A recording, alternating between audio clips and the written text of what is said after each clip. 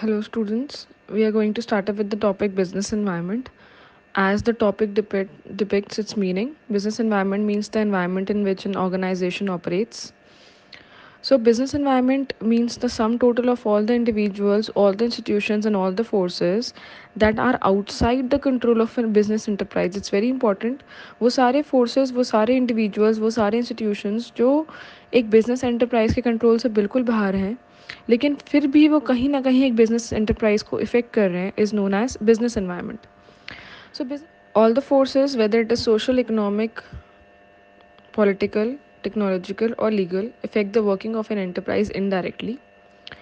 All the individuals, all the consumers, all the suppliers, as well as the government and media also constitute the business environment because they have certain impacts on the working of the environment. That means that they can affect the working of an enterprise. Now, that effect can be positive also, that effect can be negative also. So, to know about the positive and negative impact, it's very important to at least study about the business environment. तभी आपको पता चलेगा कि आने वाले time में आपके business enterprise के लिए अपॉर्चुनिटीज़ हैं या थ्रेट्स हैं. Now we are moving on to the features of business environment. It's very easy. Business environment का फर्स्ट फीचर है टोटलिटी ऑफ एक्सटर्नल फोर्सेस, यानी वो सारे फोर्सेस, वो सारे इंस्टीट्यूशंस, वो सारे इंडिविजुअल्स जो कि एक बिजनेस एंटरप्राइज कंट्रोल नहीं कर पा रहा है, वो बिजनेस एनवायरनमेंट है. That is why first feature ही बिजनेस एनवायरनमेंट का ये है कि it is totality of the external forces. All the forces which are outside the business organisation is business environment. Second feature is that it refers to specific and general forces. Now there are two forces which are going to affect the business environment. One is specific and the other one is general.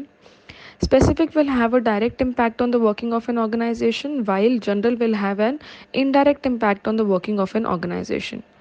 Now, specific forces, as you can see, it includes investors, competitors, and suppliers of the firm, while general forces include economic, social, and political dimensions, which we are going to discuss in detail in further slides. The third feature says that business environment is interrelated. Interrelated means that one environment has impact on the other environment.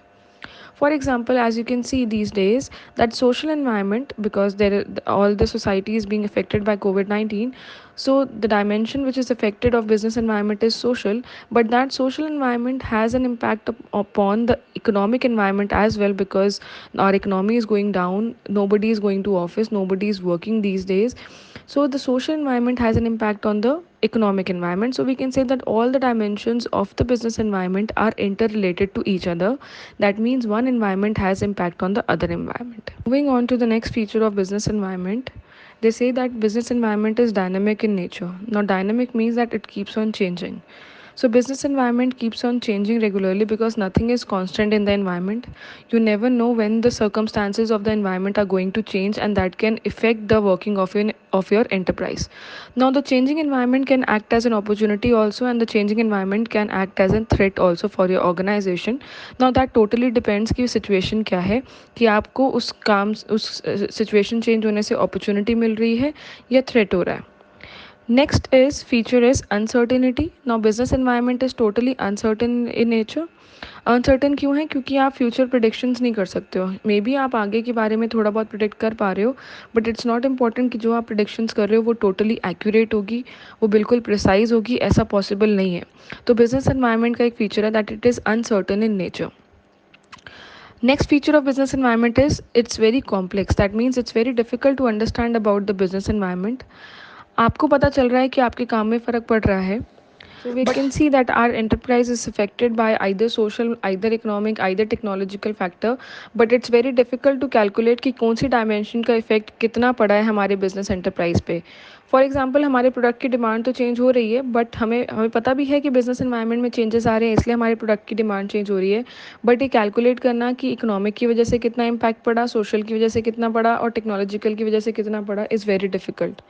So you can understand the business environment in parts, but it is very difficult to grasp it in totality. That means आप total में business environment को study नहीं कर सकते. हाँ, उसको small parts में divide करके ज़रूर स्टडी कर सकते हैं. Last feature is relativity. Business environment is relative in nature. Relative कैसे होता है? Because business environment differs from area to area और कंट्री टू कंट्री और region to region. That means ज़रूरी नहीं है कि एक एरिया का बिजनेस एनवायरनमेंट जैसा हो वैसे ही दूसरे एरिया का भी हो. डिपेंड करता है वहाँ के ट्रेडिशंस कैसे हैं, वहाँ के वैल्यूज़ कैसे हैं, वहाँ का लिविंग स्टाइल क्या है, स्टैंडर्ड ऑफ लिविंग क्या है. उस पर डिपेंड करता है कि वहाँ की बिजनेस एनवायरनमेंट कैसी है. Now we are going to move towards various dimensions of the business environment and as I have told you the forces, elements, components, आप कुछ भी नाम दे सकते हो. तो डायमेंशंस क्या क्या हैं? Political, legal, social, technological and economic. We are going to start up with the political one. Political environment totally dependent है upon the ideology and thinking of the political party. जैसे पॉलिटिकल पार्टी की thinking होगी उस तरीके से ही वो चलेंगे. अगर उनको मेरा प्रोडक्ट हार्मफुल लगता है सोसाइटी के लिए तो वो कह सकते हैं कि आप प्रोडक्शन बंद कर दीजिए और उसकी वजह से कहीं ना कहीं मेरा काम में फ़र्क आ सकता है. अगर उनको लगता है कि उनको मेरा प्रोडक्ट फेवरेबल लगता है तो कहीं ना कहीं मेरे प्रोडक्ट की सेल बढ़ भी सकती है. दैट मीन्स पॉलिटिकल पार्टी की आइडियोलॉजी और थिंकिंग पे डिपेंड होता है कि हमारी बिजनेस एनवायरनमेंट कैसी है. So it includes the political conditions like stability of government, peace in the country, and attitude of the political party towards a business. Like if government provides subsidy on cotton garments, अगर government ने declare कर दिया that they are going to provide a subsidy on the cotton clothes, now that is going to increase the sale of the cotton producing firms, cotton manufacturing firms, as well as cotton garments industry. Why? Because the sale is going to increase, क्योंकि government ने subsidy दे दी है consumers को. अब cotton के garments सस्ते में मिल सकते हैं तो they are going to demand more और इस वजह से उनका काम कहीं ना कहीं बढ़ जाएगा. Next environment is legal environment. Now, legal environment includes all the decisions, all the judgments passed on by any government body, by any court, by any agency or by any commission. जैसी decision pass on हो जाता है, जैसी कोई judgement pass on हो जाती है, जैसी कोई ऑर्डर आ जाता है, लेजिस्लेशन आ जाता है, तो that comes under the legal environment. अगर लॉ पूरा नहीं होगा, नॉन कंप्लायंस ऑफ लॉ होगा, तो बिजनेस एंटरप्राइज लॉन्ग टर्म के लिए आगे नहीं बढ़ सकता. It's very important for a business enterprise to fulfil the legal norms in which they are working. तो all the legal enactments introduce by government like consumer protection act 1986, companies act, has to be followed by every enterprise. So कहीं ना कहीं ये legal environment का फ़र्क पड़ता है हमारे बिजनेस एंटरप्राइज के ऊपर. अगर कोई एक्ट पास हो गई है, अगर कोई लॉ पास हो गया, अगर कोई रूल पास हो गया है जिसकी वजह से हमारा जो प्रोडक्ट है वो टोटली बैन हो चुका है, प्रोहिबिट हो चुका है, तो now it is going to effect the working of my enterprise. तो कोई भी ऑर्डर, कोई भी जजमेंट, कोई भी डिसीजन पास होता है गवर्नमेंट से, तो that comes under the legal environment and that can, this dimension can also effect the working of an enterprise. Next is very easy, it's technological environment. अगर कोई भी टेक्नोलॉजी में चेंजेस आ रहे हैं, एडवांसमेंट्स आ रहे हैं, इनोवेशंस आ रही हैं, नई मशीन्स आ रही हैं, नई टेक्निक्स आ रही हैं, आप देख रहे हैं नई ऑनलाइन एप्लीकेशंस आ रही हैं ताकि हमारा एक स्टडी का प्लेटफॉर्म बना रहे. तो कोई भी अगर टेक्नोलॉजिकल एडवांसमेंट हो रहा है और अगर हम एडवांस नहीं हो रहे तो it is going to effect my business enterprise. अगर मेरी जो टेक्निक है वो कहीं ना कहीं ऑब्सोलीट हो रही है और मेरे कॉम्पिटिटर की टेक्निक फार बेटर है हमारे एंटरप्राइज की टेक्निक से, so it can hamper the working of our organisation, यानी हमारी परफॉर्मेंस में कहीं ना कहीं फ़र्क पड़ सकता है.